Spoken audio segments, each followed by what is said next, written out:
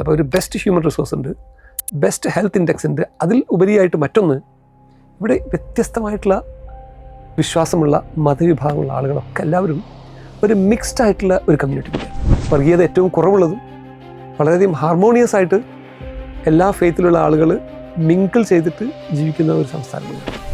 കേരളത്തിൻ്റെ ഒരു പ്രത്യേകത എന്താണെന്ന് വെച്ചാൽ, നമ്മുടെ ഇന്ത്യ രാജ്യത്തെ എടുത്ത് നോക്കുകയാണെങ്കിൽ കേരളം നമ്മളൊരു യുണീക്കാണ്. ഒരുപാട് പ്രത്യേകതകളുണ്ട്. നമുക്ക് വലിയ സാക്ഷരത ആയിക്കോട്ടെ, നമ്മുടെ നമ്പർ ഓഫ് ഗ്രാജുവേറ്റ്സ് ഉള്ള സ്ഥലമായിക്കോട്ടെ, നമ്പർ ഓഫ് ഹൈലി ക്വാളിഫൈഡ് അങ്ങനത്തെ പ്രൊഫഷണൽസ് ഉള്ള സ്ഥലമായിക്കോട്ടെ, ഒരുപാട് റിച്ച് ഹ്യൂമൻ റിസോഴ്സ് ഉള്ള സ്ഥലമാണ്.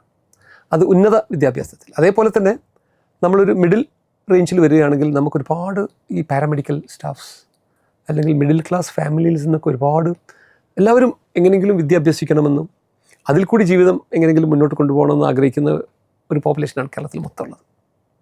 അത് ഇറസ്പെക്റ്റീവ് ഓഫ് ദി എക്കണോമിക് സ്റ്റാറ്റസാണ്. ഉയർന്നവനും താഴ്ന്നവനും വിദ്യാഭ്യാസത്തിൽ വളരെയധികം ഇമ്പോർട്ടൻസ് കൊടുക്കുന്നുണ്ട്. വിദ്യാഭ്യാസത്തിൽ കൂടി മുന്നേറുവാൻ ശ്രമിക്കുന്ന ഒരു വലിയ ജനതയാണ് നമുക്കുള്ളത്. അപ്പോൾ അങ്ങനത്തെ ഒരു സിറ്റുവേഷൻ, അപ്പോൾ ഒരു ബെസ്റ്റ് ഹ്യൂമൻ റിസോഴ്സ് ഉണ്ട്, ബെസ്റ്റ് ഹെൽത്ത് ഇൻഡെക്സ് ഉണ്ട്. അതിൽ ഉപരിയായിട്ട് മറ്റൊന്ന്, ഇവിടെ വ്യത്യസ്തമായിട്ടുള്ള വിശ്വാസമുള്ള മതവിഭാഗമുള്ള ആളുകളൊക്കെ എല്ലാവരും ഒരു മിക്സ്ഡ് ആയിട്ടുള്ള ഒരു കമ്മ്യൂണിറ്റി കൂടിയാണ്.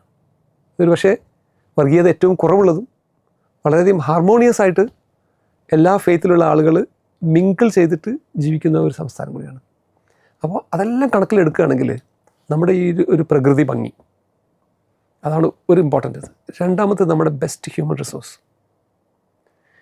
ഇത് ഉപയോഗിക്കുകയാണെങ്കിൽ നമുക്ക് കേരളത്തിന് ഹെൽത്ത് കെയറിലും എഡ്യൂക്കേഷനിലും IT-യിലും ടൂറിസത്തിലൊക്കെ നന്നായിട്ട് കോൺസെൻട്രേറ്റ് ചെയ്യുകയാണെങ്കിൽ, ഒരു ലോങ് വിഷനോട് കൂടിയിട്ട് കോൺസെൻട്രേറ്റ് ചെയ്യുകയാണെങ്കിൽ, ഒരുപക്ഷെ കടക്കണിയിൽ കിടക്കുന്ന ഈ കേരളത്തിന് മാർക്കറ്റ് ചെയ്ത് ഇതിനെ ക്യാപിറ്റലൈസ് ചെയ്യുകയാണെങ്കിൽ നാളെ ഒരു സർപ്ലസ് ഉള്ള ഒരു സ്റ്റേറ്റാക്കി മാറ്റാൻ കഴിയുമെന്നാണ് എനിക്ക് തോന്നുന്നത്.